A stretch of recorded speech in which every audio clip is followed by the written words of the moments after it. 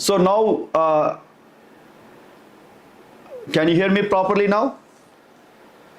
Okay. Now we are going to see how the Greek conquered the world. The people of Greek had a long recorded history going back at least to the time of the Exodus. In the Bible, they are only mentioned in writings after the exile. The reason for this is in earlier times, the Greek had no strong central government and were unable to influence all affairs. There had been a number of city-states, each with its own independent life. There had been conflict between these cities-states, but none of them had become strong enough to rule the other and create a Greek nation. Some scholars believe that the Philistines came from Greece and had been driven out of their homeland by stronger group of Greeks. The first meeting between Greek and Israelites took place at the time when God's people were settling in Palestine. The trade between Palestine and Greece. Greek pottery was brought into Palestine, and it seems that the Phoenicians sold Jewish as slaves to Greeks. In Joel 3rd chapter verse 6. Joel 3rd chapter verse 6. Can anyone read?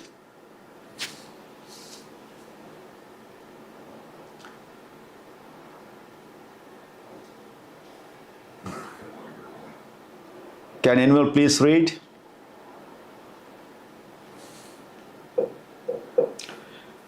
Joel 3rd.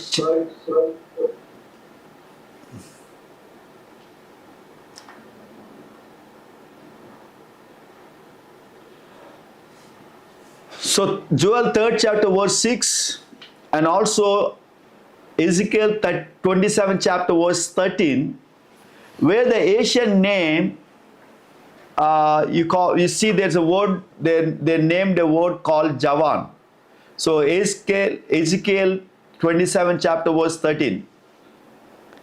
Javan, Tubal and Meshish traded with you. They exchanged human beings and vessels of bronze for your merchandise from Bet-togarmah.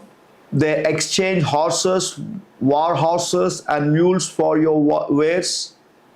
So here we see there is an Asian name, Javan, is used for the Greeks. And Greek soldiers were employed as mercenaries. Try to understand, even our Indian, they use for army called Javan. So Javan is used for Greek people, actually a Greek way of military. So whatever the military system what we have across the globe, it came from Greeks. That's a Greek. That's what our Indian called Javan. So the Greek soldiers were employed as mercenaries in the armies of Egypt and Babylon.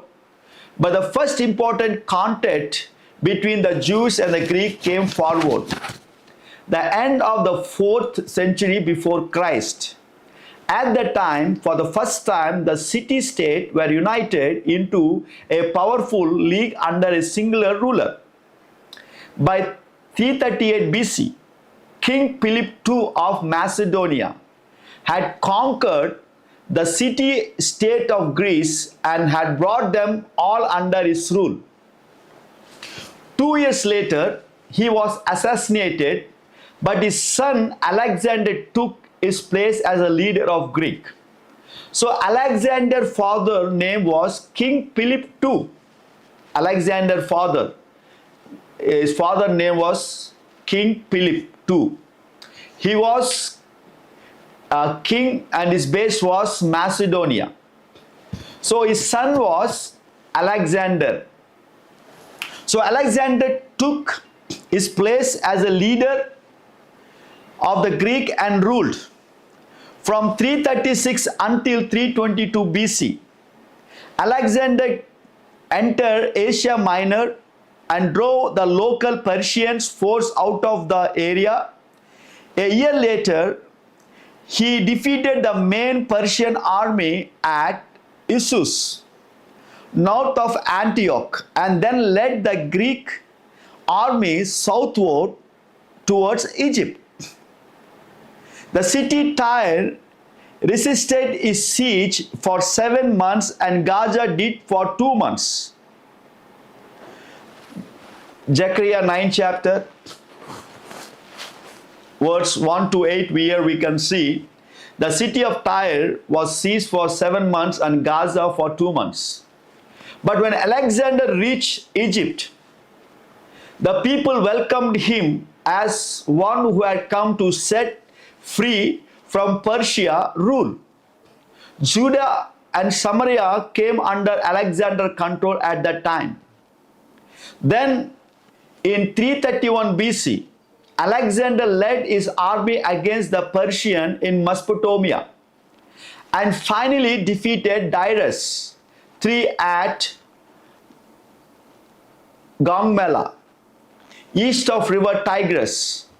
Alexander marched victoriously into Babylon, Susa, and Persepolis, and Darius was assassinated by some of his own people. It seems that Alexander was victorious wherever he went. By 326 BC, he had reached the river Indus, which is called the border of India, which became the eastern border of his empire.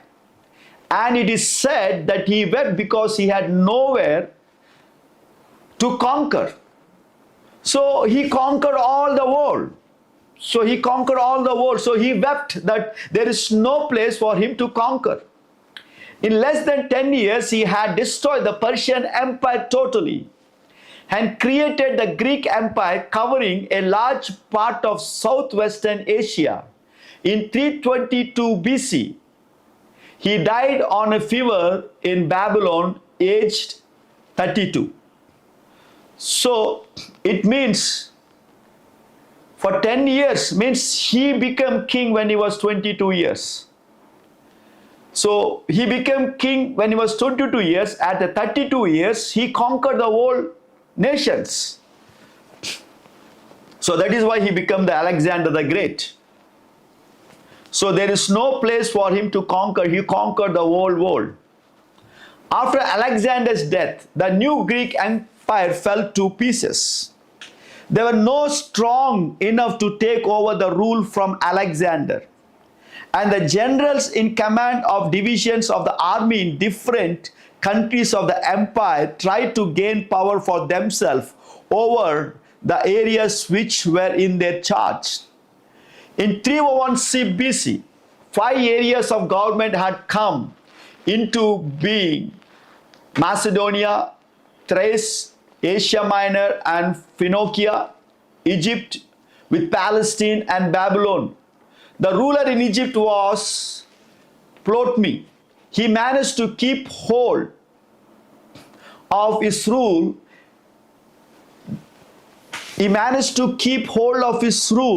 There without much interference from other generals.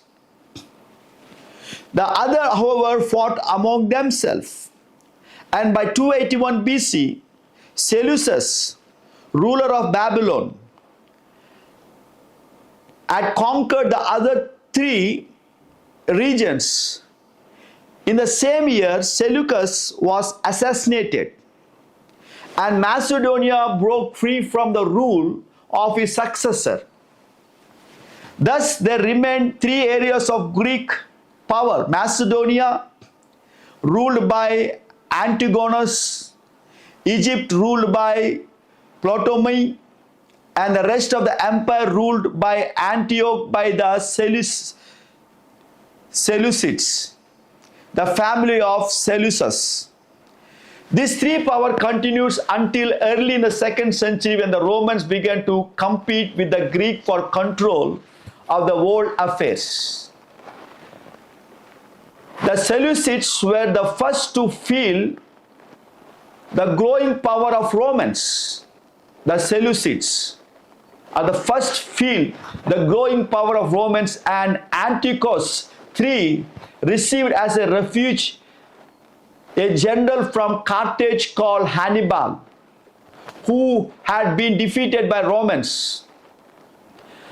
Antiochus tried to strengthen his own position by capturing his main land of Greece, but he was driven away by the Romans and forced to sign a harsh peace treaty in 190 BC. And when we look into the Greek religion and culture, Greek believed in many gods. They believed that gods lived together on Mount Olympus under the rule of chief god Zeus. Many stories of Greek gods and goddesses have been preserved throughout the centuries and are still known today. The Greek believed that the inhabitants of Olympus often acted on impulse and did not have any rule of behavior to guide them. Many of the most deep-thinking Greeks had rejected the Greek religion and were more concerned for human achievements. The Greeks of those times were outstanding among the nations in their study and ability in arts, science, and philosophy. So it was Greeks who introduced the universities, it was Greeks who introduced the arts, science, and philosophy. So in the time of Greeks, the education started. So it calls academies. It's called academies. The Greek believed that the inhabitants of Olympus often acted as impulse. In the art, they developed special skills in dramas, sculpture, and painting. So it was Greek who introduced dramas, actings, sculpture, and paintings. In science, they laid important foundation for the study of geometry, engineering, geography, and astronomy.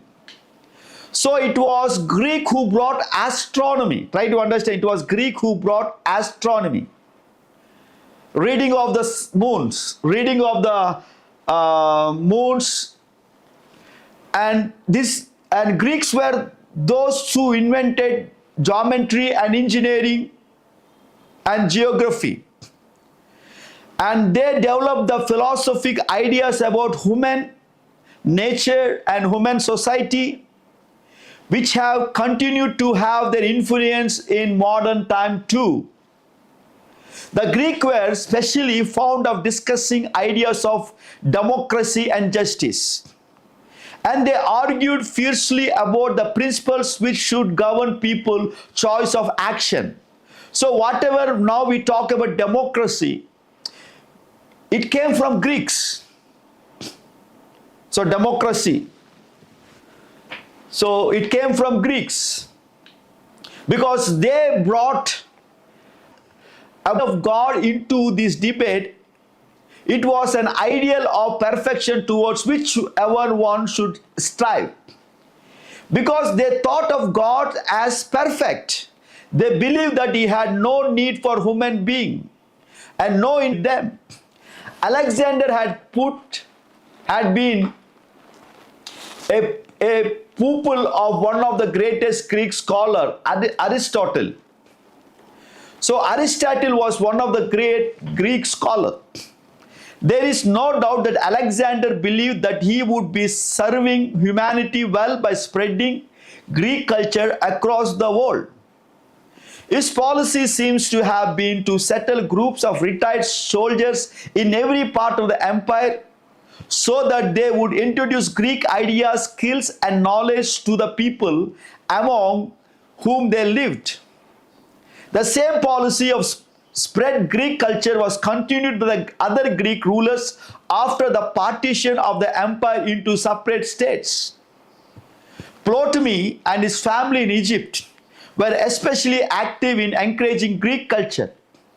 Alexander had founded a new city known as Alexandria. And under the rule of the Ptolemies, this city became a great center for learning. Many of the greatest Greek scholars studied and taught there, including the mathematician Euclid and Archimedes. So Greek had been great influencer in bringing education, arts and democracy to the nations. And astronomy, geometry, geography. So who brought astronomy? It's Greeks. And when we see what were the people in Jerusalem and how the Jews resist Greek culture. When the Greek Empire broke up into separate kingdom after the death of Alexander, Palestine was part of the area ruled by Ptolemy and his family. The Ptolemies ruled over Egypt throughout the remaining years of Greek domination in world affairs. But they lost control over Palestine in 198 BC, when the Seleucids took over commands of the area. So far as we know, life in Palestine during the 125 years of the rule of Ptolemies was peaceful and without great changes. The high priest was still the chief authority among the Jews in both spiritual and political matter. Though he was officially responsible to Ptolemies for what happening in Judah, the most important development for the Jews in this period was the growth of the strong Jewish community in the new Greek city of Alexandria that was in Egypt. These Alexandria Jews recognized the value of Greek ideas and culture and were willing to adopt them for their own use. They were very quickly forgot how to speak or read the language of their own land and used Greek instead. It means the Jewish people started using Greek. They found it difficult to maintain their own Jewish heritage of history and faith. Because the books of the scripture were written in Hebrews, a language most of them did not understand.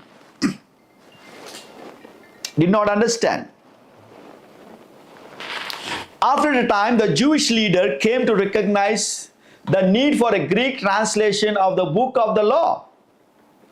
Generally, over the following centuries, the whole of what we know as the Old Testament was translated into Greek.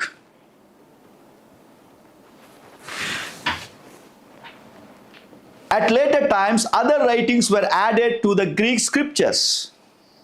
These new writings had never been accepted by the Jewish leaders in Palestine and had never had a place in Hebrew scriptures. The Greek scriptures were given the name the Septuagint. Try to understand what is Septuagint. Septuagint means the Hebrew Bible translated, the Hebrew Old Testament Bible translated into Greek, which is called Septuagint. Because of the legend that 72 scholars had worked to make the translation, Septuagint means 72. Septuagint means 72. 72 people, scholars, translated the Old Testament into Greek. That is what it's called, Septuagint. You got it? You understand? From Hebrew to Greek, there are 72 scholars who translated Hebrew Bible into Greek translation. The Roman Catholic version of the English Old Testament include these additional writings. But the Common Bible and most other English translations treat them as separate collection of literature under the title the Apocrypha. This is called Apocrypha. So the Septuagints are the original translated material from Hebrew to Greek, and the literature under many people, they call them as Apocrypha. Septuagint in Greek and Apocrypha in English. Try to understand.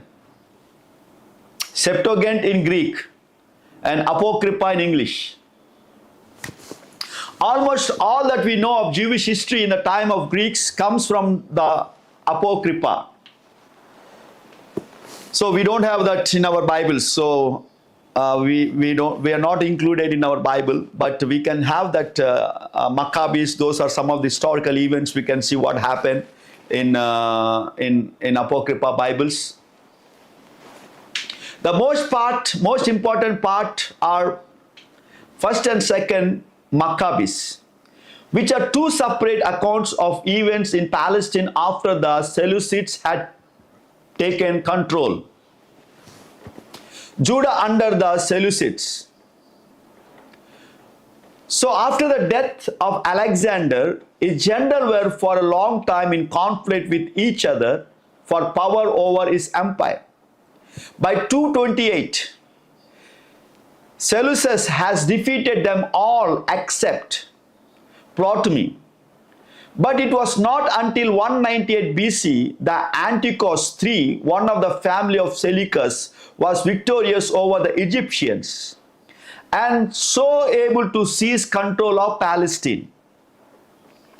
At first the Jews were glad about this change. Life was made easier for them.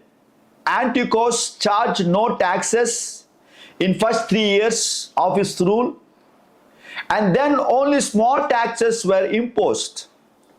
Cult officials and members of the Council of Elders were exempt from taxation, and state aid was provided for repairs to the temple. But later Antiochus III was defeated in battle by the Romans and began to demand more from the Jewish.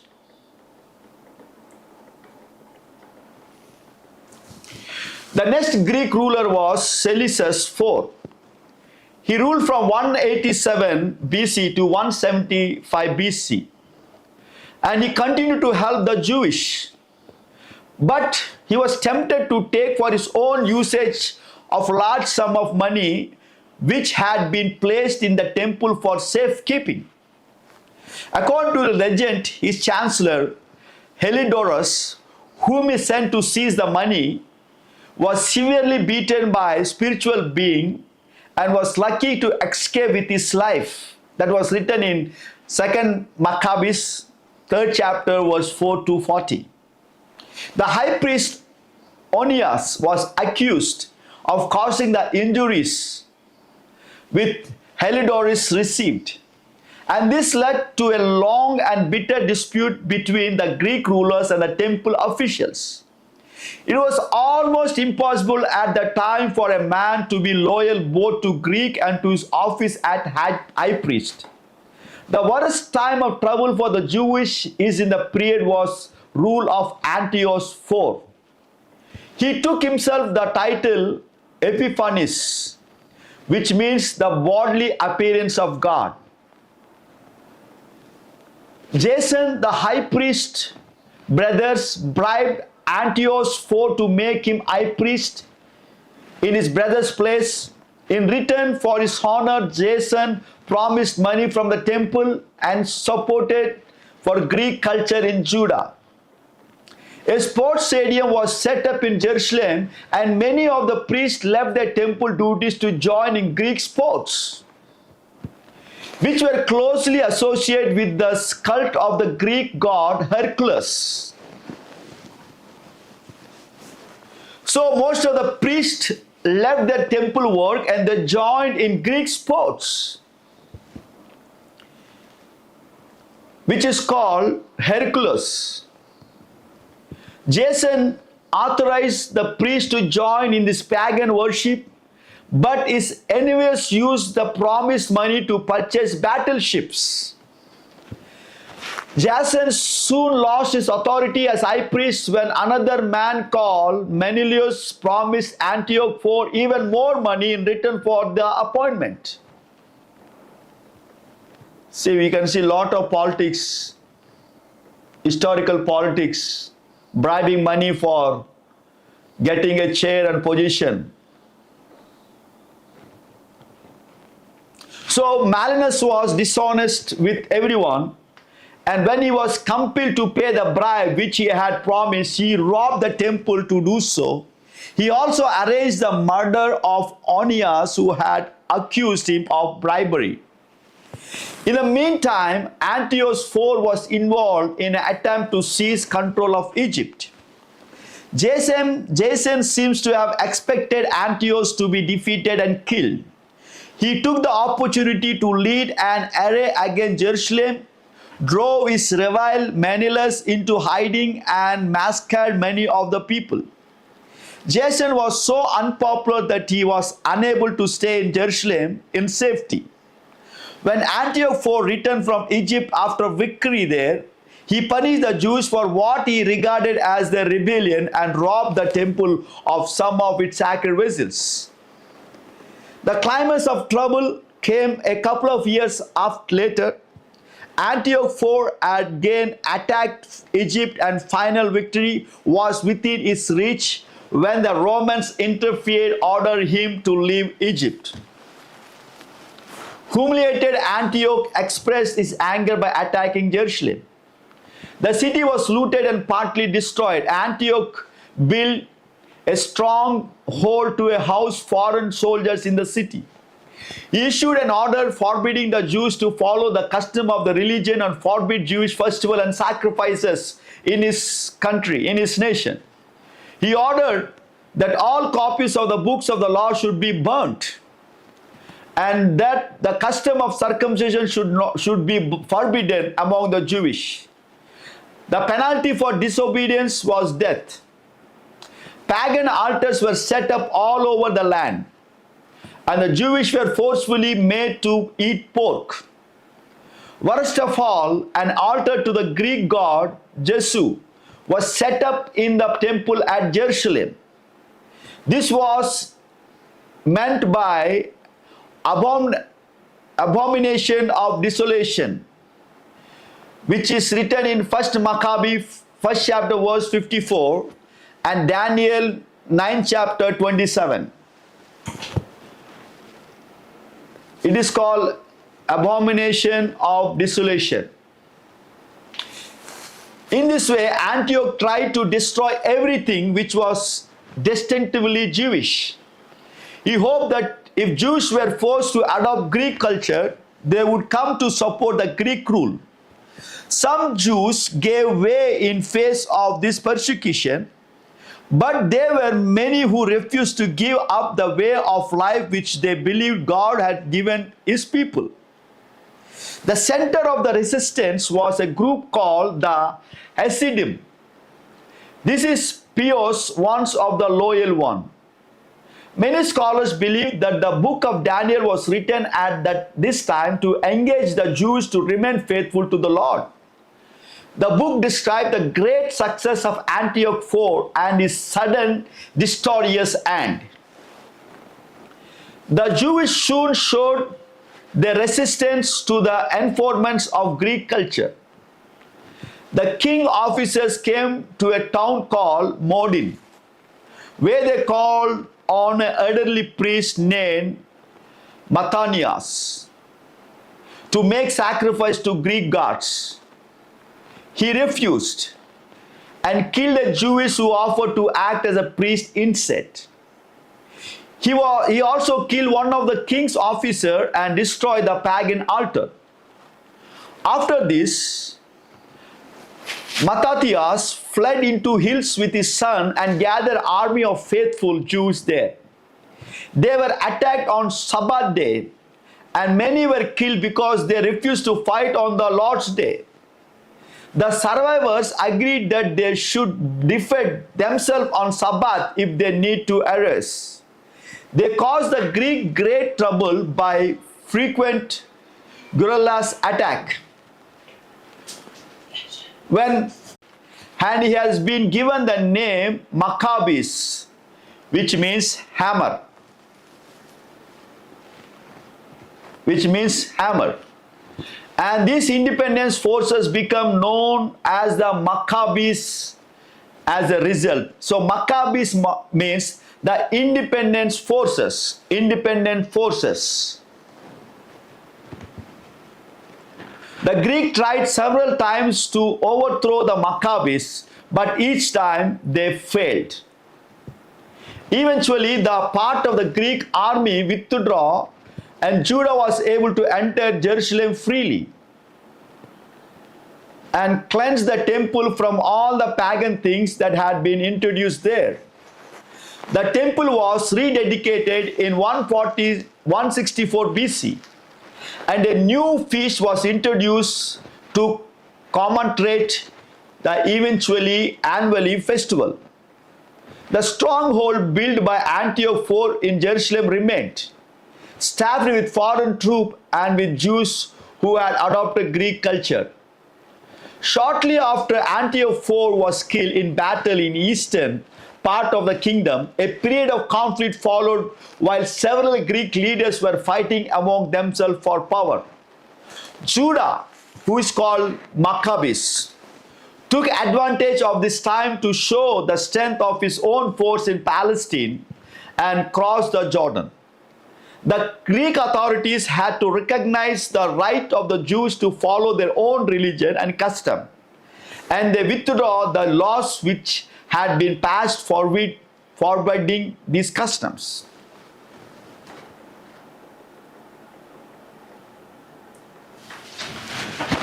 So gradually, as a result of continued plots and counterplots, Greek control of affairs in Palestine grew weaker and weaker, and the Maccabees were able to direct the life of the Jewish nation according to their own wishes.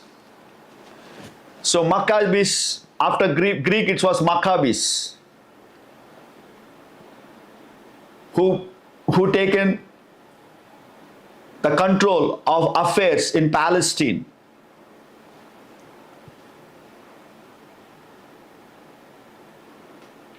And Maccabees were able to direct the life of Jewish nation according to their own wishes, both in Palestine and beyond the Jordan.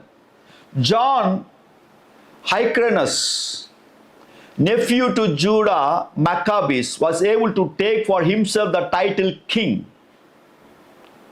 He spread his authority widely, conquering people who had not yet submitted to the Jewish rule of Maccabees.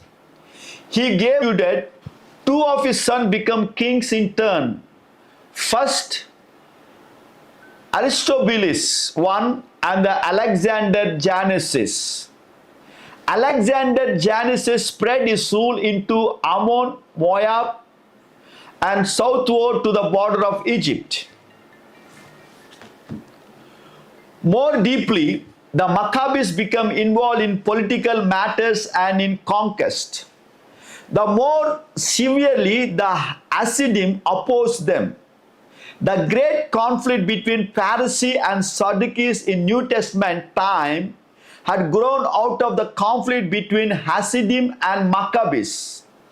Some Jews so unhappily about the worldly interest of the leaders of the nation that they withdrew altogether from national life and from monastic group in desert place, where they could give attention to the law and to worship. Later, this group became known as Essenes.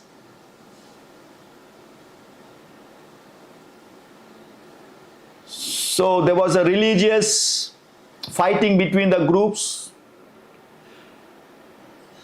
There were religious fights between the groups. The Greek culture wholeheartedly and break free from Judaism, and people rejected Greek culture. And then there was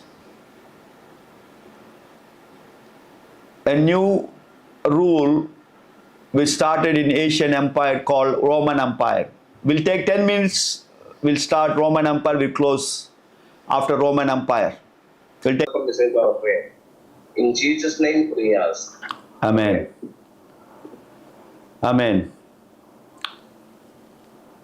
So far we are able to see the rules of different nations, the Greek, and now we are going to see. I think I need someone, just please unmute.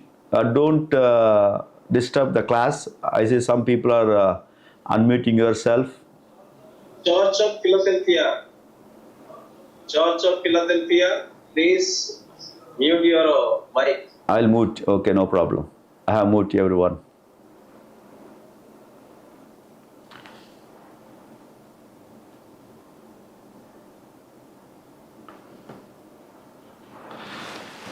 So while the Greeks were ruling over the eastern part of Mediterranean, a new nation was forming in the west. In Italy, there had been a large number of independent cities.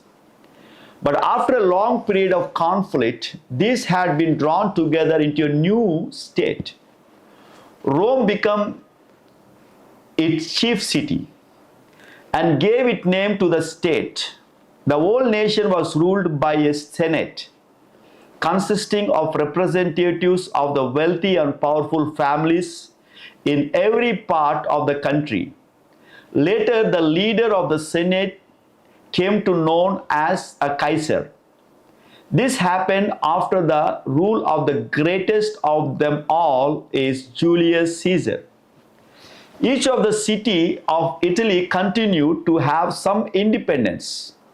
They were able to make local laws, judges that rose among them and taxes their own people, but those in authority in the cities recognized the supreme power of Kaiser and the Roman Senate. This pattern of government was copied when the Romans became to conquer neighboring lands and make an empire for themselves. Kaiser and the Senate were supreme throughout the empire. But local governments was encouraged so long as it did not lead the conflict with those in power in Rome. The Roman was divided into many provinces.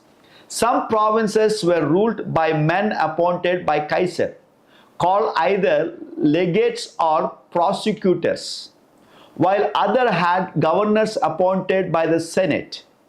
But local governments in each province was organized according to the local needs and tradition. The supremacy of Rome was represented throughout the empire by the presence of Roman army. Legions of soldiers were stationed in every provinces, or they were auxiliary forces of men who were doing military service in order to qualify for Roman citizenship. See, we have seen the family of Seleucus rule over the greater part of the Greek Empire. But in Greek itself, the first conflict between the Seleucids and the Roman came with Antioch III. Tried to gain control of Greece. He was defeated by Romans and driven out of Europe. Later, in 190 BC, he was forced to sign a peace treaty with him entirely as an advantage to the Romans. 20 years later, Antioch IV tried to control over Egypt and would have succeeded if the Romans had not interfered. Judah Maccabees, the leader of the Jewish fight war for independence, sent envoys to Rome to seek their support. After the death of Antioch IV, the power of Seleucus gradually diminished and eventually disappeared altogether. This was the result of plots and counterplots by various members of that family who each looked for power for himself. In 65 BC, Roman general Pompey set out to gain control of Palestine and Syria and quickly destroyed the remaining Greek influence in that area. And we need to understand that this change was for the Jewish people.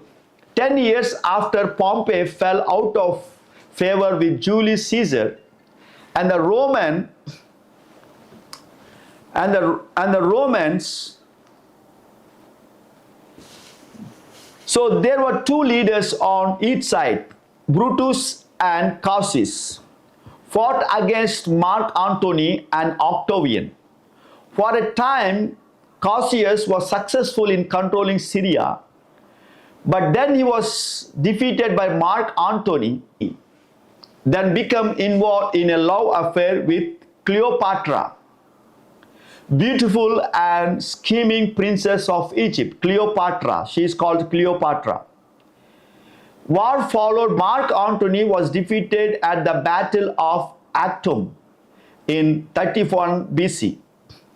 And Cleopatra committed suicide.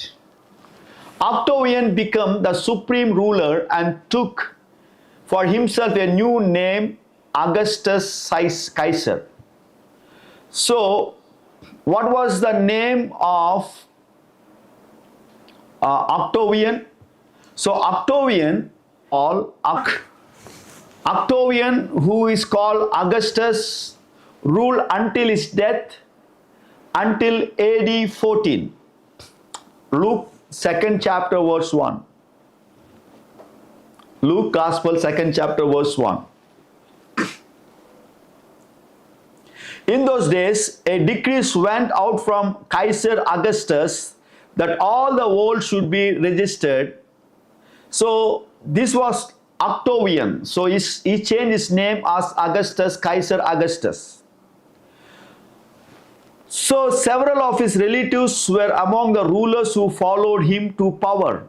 Tiberius, who ruled from AD 14 to 37. Caligula from AD 37 to 41. Claudius from AD 41 to 54. Nero from AD 54 to 68. And a period of confusion is called Vespasian from AD 69 to 79. So what was the Roman religion? Traditionally, Roman believed in a multitude of gods and goddesses, ruled over by Jupiter with the help of his messenger, Mercury. They also worshipped a god of war called Mars and a god of love called Venus. However, the Romans were much more concerned about military power and system of justice than they were about the spirit of religion. They allowed the people whom they ruled to follow their own religion tradition, provided these did not encourage rebellion or conflict too strongly with Roman social customs. But the Romans did recognize the value of religion as a force to unite people and express their loyalty. From time to time, Caesar Augustus, the Romans set up temples throughout their empire, where people were expected to worship the ruling emperor.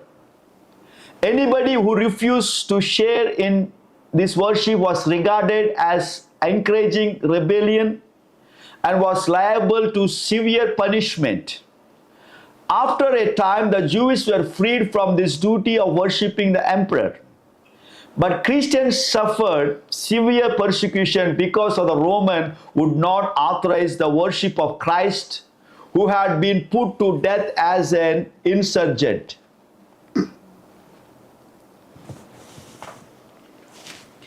Israel under Romans rule. The Jewish themselves invited the Romans to take an interest in the affairs of Judah.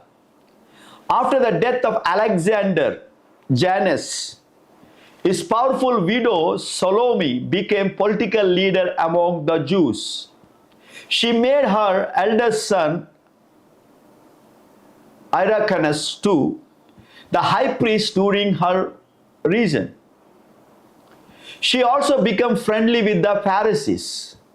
Her younger son Aristobulus too tried to gain a position of power for himself, and in order to do so, he made friendship with the Sadducees.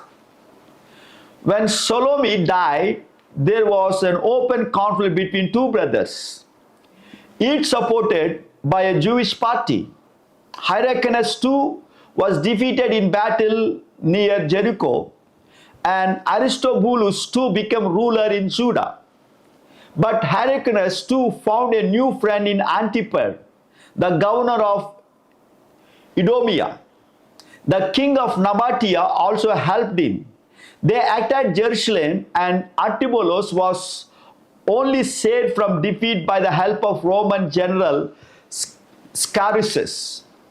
This conflict was ongoing while Pompey was trying to gain control of Palestine and Syria for the Romans. Hyrcanus too and Aristobulus too both recognized that the Romans were the new world power. Each planned to gain Roman support for himself and for his rule in Judea. Each tribe tried to bribe Pompey to give his help. Pompey called them both to Damascus in order to decide which of the two he should support. He showed favor to Hyrcanus too, who was the rightful heir to the throne. Aristobulus too withdrew and was defeated in battle in Jordan Valley, but the people of Jerusalem still support him. So Pompey attacked Jerusalem and even carried the fight into the temple, where the supporters of Aristobulus too made their final stand. 12,000 Jews died in the conflict, and Aristobulus too was taken as a prisoner to Rome. The coastal plain of Palestine, Samaria, and the land across the Jordan were there made into a province of Romans. Hyrcanus too was allowed to rule in Jerusalem as high priest and ethnarch, but not as a king. Ethnarch seems to have been the title for the ruler of a people who kept their own laws and customs, who accept the supremacy of Rome. From this time onwards, the Jewish ruler depended on the support of Roman authority for the power which they exercised. Very soon, Hyrcanus too had his political power removed and was only allowed to retain his power as high priest. In his place, Antipater and his family became the civil rulers of Judah. Antipater came to power in Judah at the death of Pompey. When Julius Caesar regained control of the Roman Empire, Antipater helped to make Julius Caesar rule secure, and Caesar rewarded him by making him a Roman citizen and governor of Judah, and allowing him to rebuild the walls of Jerusalem. Under Antipater rule, the Jews were allowed to hold their own courts and were exempted from military occupation and from military service. Even so, the Jews hated Antipater. For one thing, he was not a Jew, but an Idumean, descendant of Esau, and hated Edomites. He was also a representative of Rome and ruled with severe justice and discipline. So Antipater shared his responsibility with two sons. He gave his older son Phasael authority over Judah and Perea, and his younger son Herod authority over Galilee. So Antipater has two sons. One son is called Phasael, the other son is called Herod. So Phasael was authority over Judah, and Herod was authority over Galilee. Herod got into trouble with the high priest and the Jewish court because he executed a robber without proper trial. But he was supported by Roman authorities and used the opportunity to gain their approval and friendship. When Julius Caesar was murdered, the Jews took the opportunity to poison Antipater. But soon Mark Antony took control of the affair in Palestine. He appointed Phasael and Herod as joint tetrarchs and confirmed the appointment of Hyrcanus too as a high priest. A tetrarch was a ruler who received his authority from Romans and who ruled an area of country on their behalf. The tetrarch had less authority than an ethnarch or king. In 40 BC, people from Persia called the Parthians attacked Palestine and took Hyrcanus too as their prisoner to Babylon. Paschal committed suicide, but Herod went to seek help from Rome. In meantime, the Parthians had made Artagonos, son of Artabosil, too, king of Jerusalem. He ruled there for 3 years, from 40 to 37 BC. And the people readily accepted him as a new king of Maccabee line. Octavian, who has been called Augustus Caesarius, and Mark Antony together appointed Herod as king of Judah and helped him in battle to regain control of his kingdom. Herod severely punished those who had opposed him and imposed heavy taxes on the rich. There were many plots and counter plots during his rule, but he was a ruthless man and overcome them all.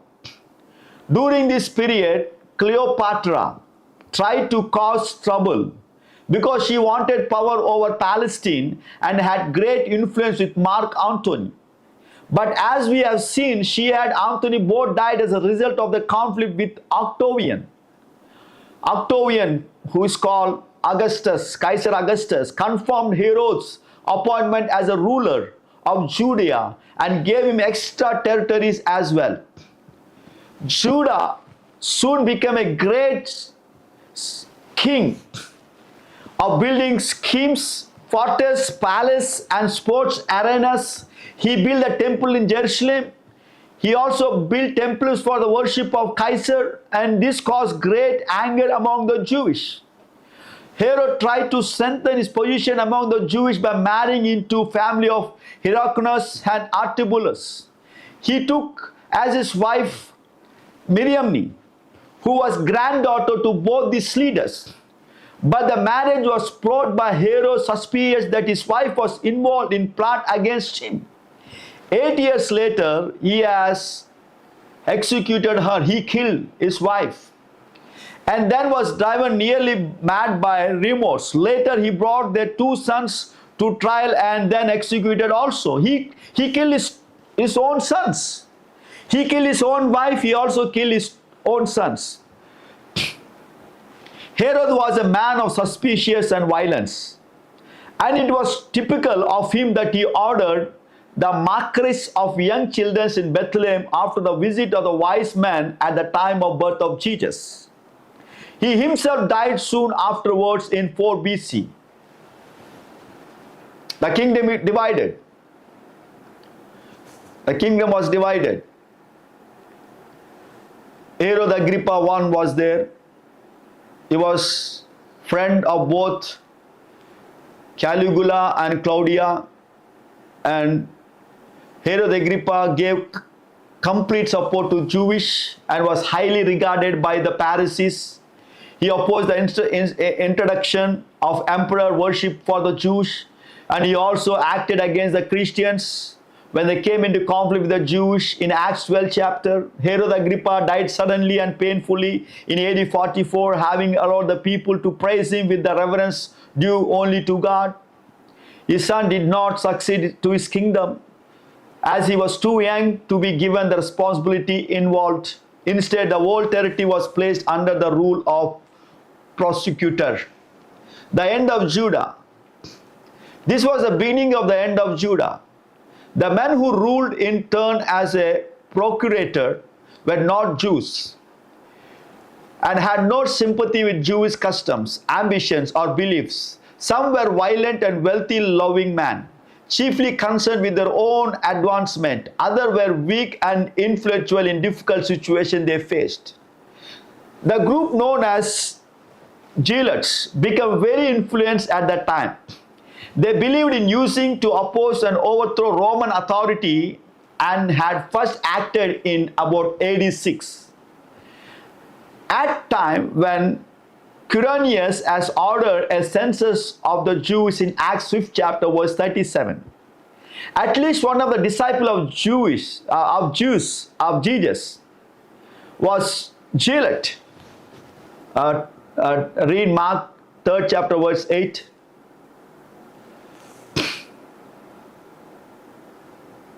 Mark 3rd chapter verse 18.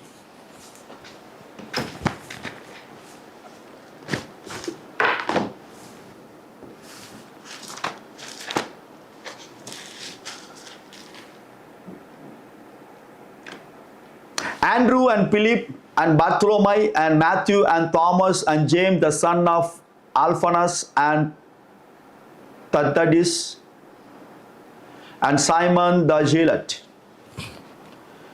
So here we see one of the disciples of Jesus was a zealot. Where a Canaan is another name for a member of this group, Canaanian. And Judas Iscariot also being a zealot. But it was later under the procurator, the zealot came into open conflict with the Roman authorities. Two of those procurators are named in the book of Acts, Felix and Festus. Felix was so violent and corrupt that some of the zealots were forced into extreme and fanatical opposition to him. They became dragoman and were ready to kill Romans at any opportunity. In AD 66, another procurator, Florus, robbed the temple and went on to full-scale plunder of the city of Jerusalem. The Jews opposed him and he attempted to overcome them by bringing in Roman troops. The crowd mocked these troops who then attacked them. The Jews withdrew into temple and fortified it against attack. Herod Agrippa's son, the King Agrippa II, before whom Paul defended himself, tried to pacify the Jews but failed and full-scale battle developed. The Romans suffered severely setback, but the Jewish people were unable to keep up their opposition. The Emperor Nero set one of his biggest general, Vespasian, to deal with the situation. So the Nero sent his general called Vespasian. In the midst of the conflict, Nero died in AD 69. The army proclaimed Vespasian emperor and he left his son Titus to put an end to the rebellion in Judah. Titus attacked Jerusalem and drew the Jews back into the temple. He set fire to the gates of the temple and the fire spread to the other parts of the city. Roman soldiers broke into the temple and massacred many of the Jews, and eventually almost the whole of the city was destroyed. Roman garrison was stationed in the ruins of Herod's palace, and this was the end of the Jewish state.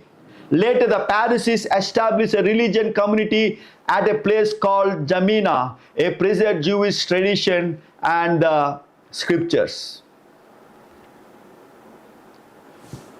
The Jews believed that the work of revelation was now completed. They had learned a great deal about God, the world, and the humankind. God led them through many experiences which he had used as a means to make himself known to them. He had won response from many men of varying depth of spiritual insight: the patriarchs, the kings, the prophets, the priests, the lawgivers, the historians, the poets, and many others had helped to make the truth of God known to the Jews. God's people had grasped and shared many insight into his nature and purpose. And the Jews had learned to believe in one God, the creator and the sustainer of the universe. More Jews expected and accepted as having been revealed by God. And the Herodians and the Sadducees and the Pharisees and the Essenes and the Zealot. And there's many things to discuss, but we have no time. And we have seen a lot of chapters and historical evidences, archaeological evidences in the history of Israel. So now we are end to our lesson, to our course. You have any questions?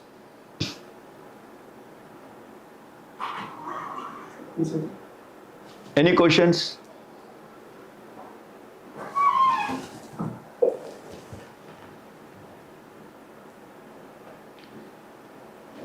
So almost we have seen nearly from Abraham until the Pharisees rule and Sadducees rule.